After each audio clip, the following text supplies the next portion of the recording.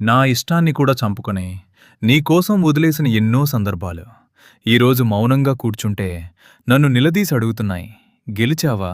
ఓడావా అని. నిజం చెప్పాలంటే, నిన్ను సంతోషంగా చూడ్డం కోసం నేను నన్ను ఎంతసార్లు చంపుకున్నానో నాకే గుర్తులేదు. నీ పెదవులపై చిన్న నవ్వు కనిపిస్తే చాలు అనుకున్నాను.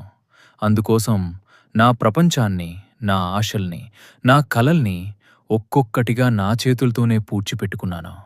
నువ్వడిగినవి మాత్రమే కాదు, ఇది నాకు ఇష్టం అని చెప్పాలని అనిపించిన ఎన్నో విషయాలు కూడా నీకు నచ్చకపోతే అనే భయంతో నా మనసులోనే బంధించేశాను.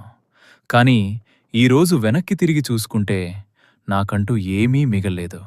నువ్వు లేవు, నీ ప్రేమ లేదు, నీ దగ్గర నేను కూడా లేను.